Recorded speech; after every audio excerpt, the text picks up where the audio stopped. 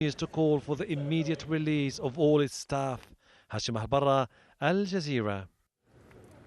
Sahar Aziz is an associate professor of law at Texas A&M University. She's also a member of the Egyptian-American Rule of Law Association. She joins me now from Dallas in Texas. Welcome to Al Jazeera. We've seen 4 adjournments, including today. Nobody's been allowed out on bail. Is that normal practice in Egypt?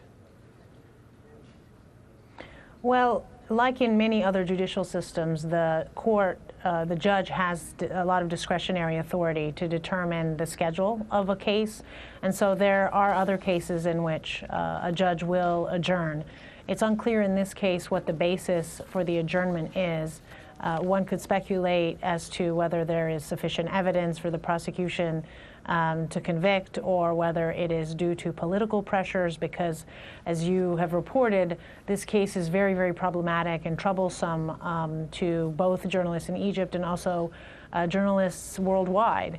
And so there is likely some political intervention in some angle of this case.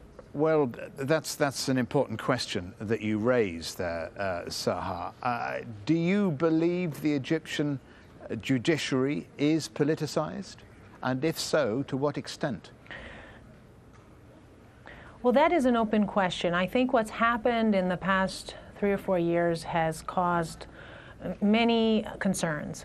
I don't think that the entire judiciary is politicized, but I think that parts of it are. I think much of that is remnants from the Mubarak era, because, as you may know, in 1999, the Supreme Constitutional Court issued a ruling that required judges to supervise elections. And that was a tipping point when the Mubarak regime really started to pressure both the Supreme Constitutional Court and the judiciary in general in terms of trying to erode its independence. And also in 2005 and 2006, there was a Judges Club judicial independence movement, which irked the Mubarak regime and caused them to pressure the judiciary even more and pack it with many judges who were known for having political loyalties. So much of what we're seeing today is an accumulation and a product of what has happened over the last 10 years or 11 years of Mubarak's reign. But that said, I think that there are parts of the judiciary that unfortunately have started to take sides in the highly politicized environment in Egypt right now, where you have people who were against what happened on July 3rd and the deposal of Morsi being subjected to very violent and aggressive crackdowns. If then the judiciary has been or is politicized and has been compromised, that's bad news for Egyptians seeking justice, isn't it? Yes, I think that the entire nation suffers, any nation, when its judiciary is not independent, because the implications are very far-reaching. Not only is it in the criminal context, as we're seeing here with the Al Jazeera journalists, and also with the mass death sentence of 529 defendants after only the second hearing, in which the defense attorneys had no opportunity to provide evidence and no opportunity to review evidence put forth by the prosecution.